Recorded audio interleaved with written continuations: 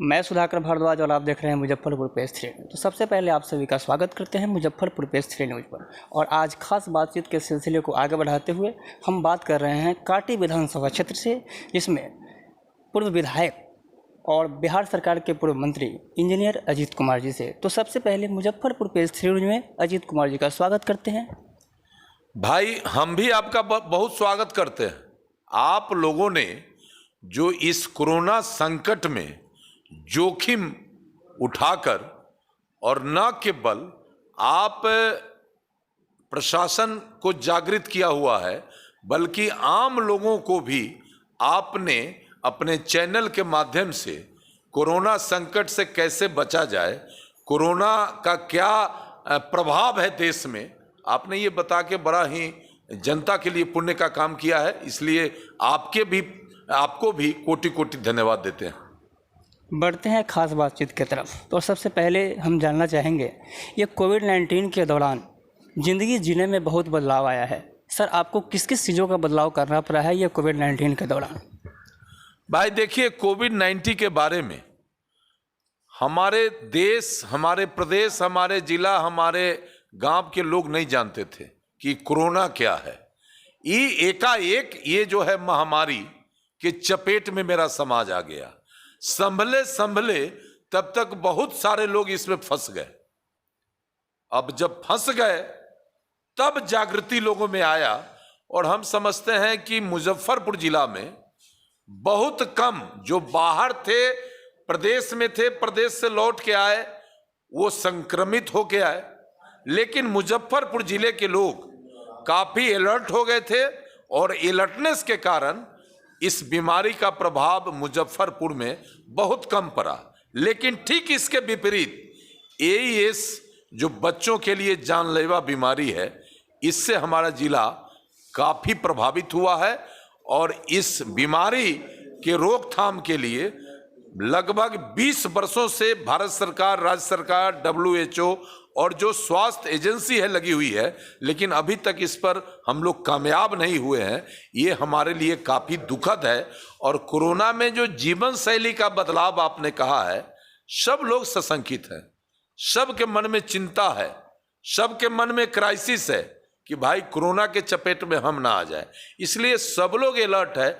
और हमारे बारे में व्यक्तिगत पूछिएगा तो हम तो कांटी के जनता से कमिटेड हैं। हम तो सुख में भी उन्हीं के साथ रहते हैं, दुख में भी उन्हीं के साथ रहते हैं। आई कोरोना जब हुआ तो हम अपना स्पीड और ज्यादा तेज कर दिया। हम प्रिकॉशन ले रहे थे, लोगों को कह रहे थे कि प्रिकॉशन दो, लेकिन लॉकडाउन था, गरीब लोग, मजदूर लोग दाने दाने के लिए परेशान थे, और उनका अगर अरेंजमेंट नहीं होता तो भूख से मर जाते। तो मैं अपने स्तर से भी सेंट्रलाइज लोगों को जान बचाने के लिए राहत का काम किया, और बाकी क्षेत्र में जाके पंचायत वाइज, गांव वाइज अपने नौजवानों का टीम बना के लोगों को मदद करने का काम किया है। और इसका परिणाम बेहद अच्छा है कि कोई भी कैजुअलिटी हमारे क्षेत्र में नहीं हुआ। हाँ, एक बात जरूर है कि आज चूंकि बाहर से जो आया वो खाली हाथ आया घर में, पहले से ही लॉकडाउन में घर के लोग परेशान थे, अब बाहर वाला भी उन पर डिपेंडेंट हो गया है।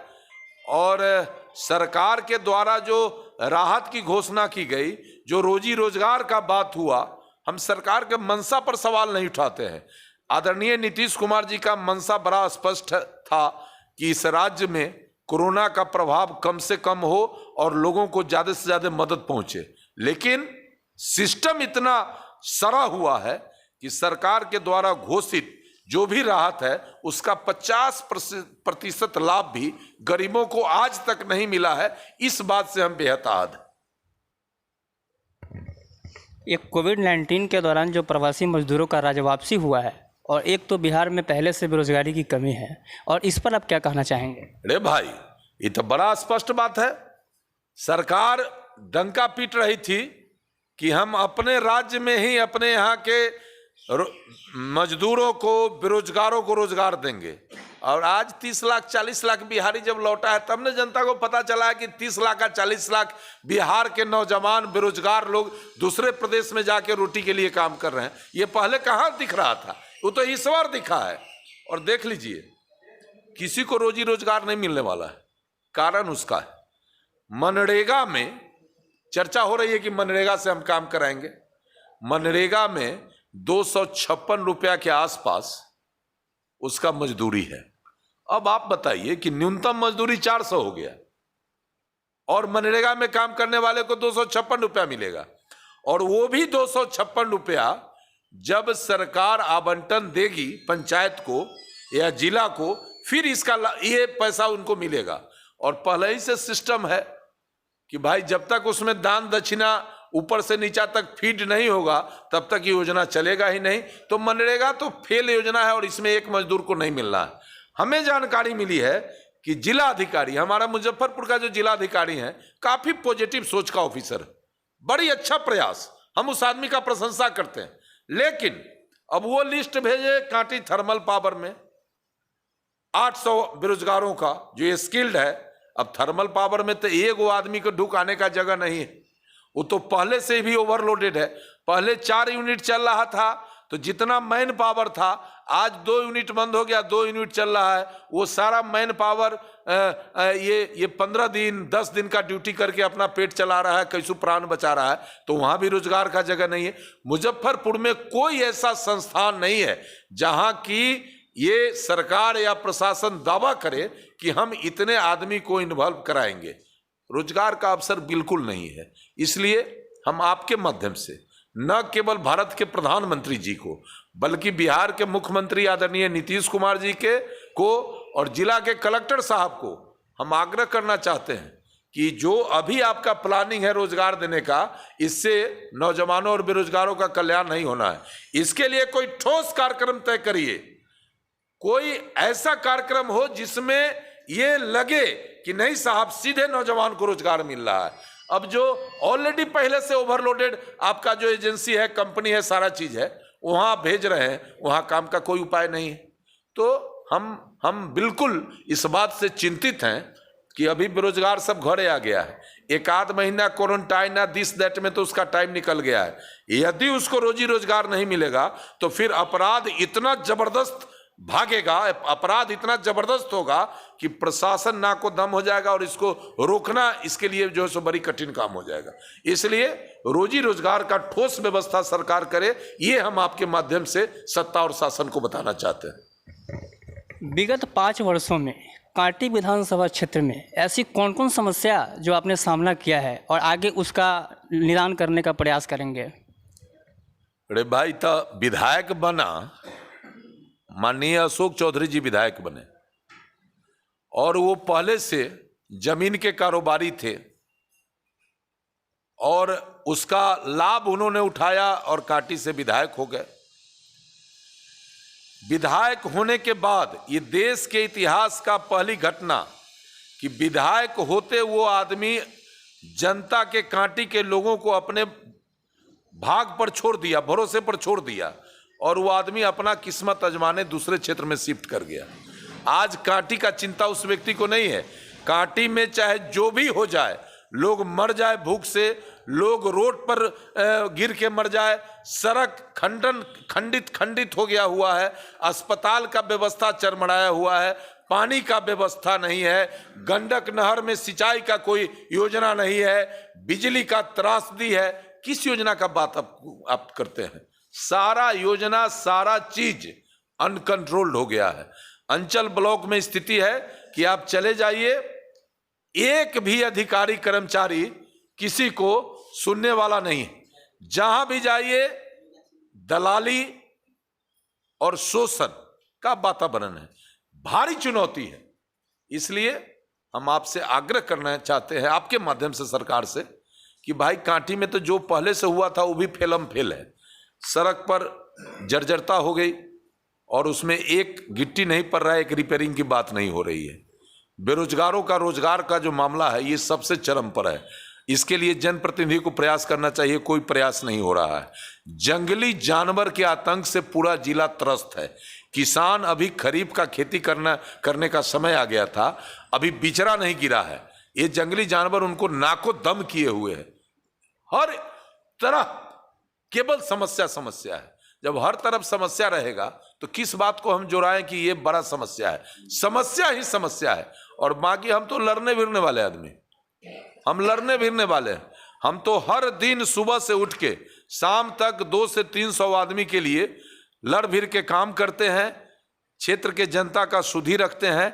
और हमने कहा है लोगों को कि आने वाले दिनों में सबको जागृत कर रहे हैं, खासकर युवा वर्ग को ज्यादा हम जागृत कर रहे हैं कि उठो जागो, नहीं तो आने वाला दिन तुम्हारे लिए चुनौतीपूर्ण होगा।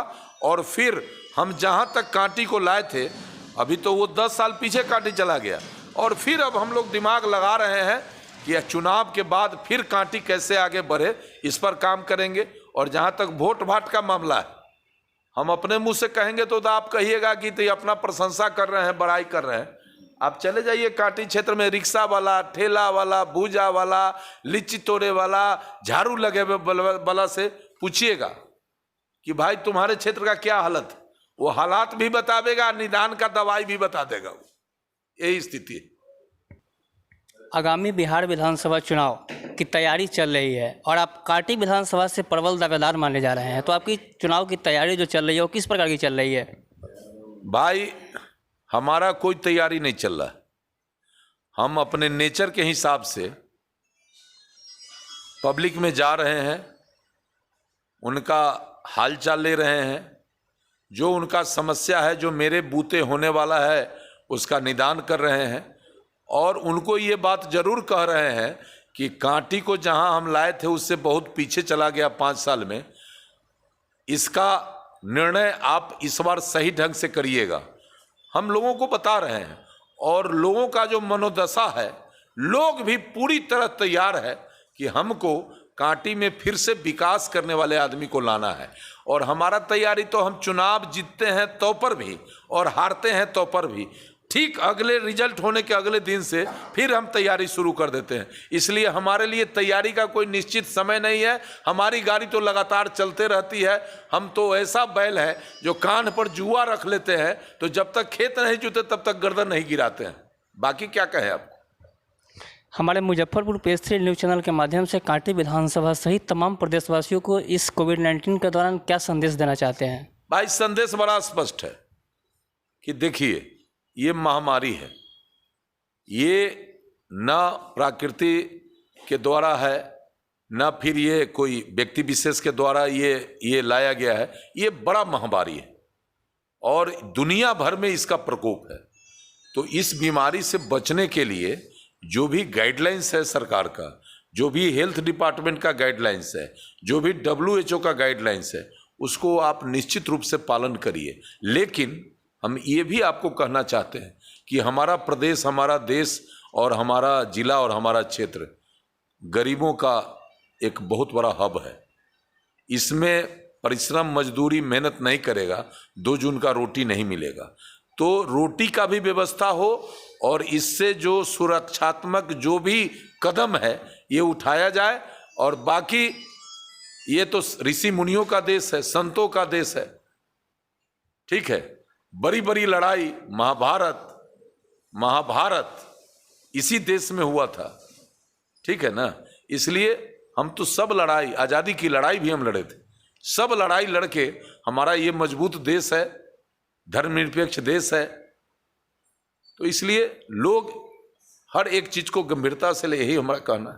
बहुत बहुत धन्यवाद सर आपका कीमती समय देने के लिए मुजफ्फरपुर PS3 न्यूज़ के माध्यम से।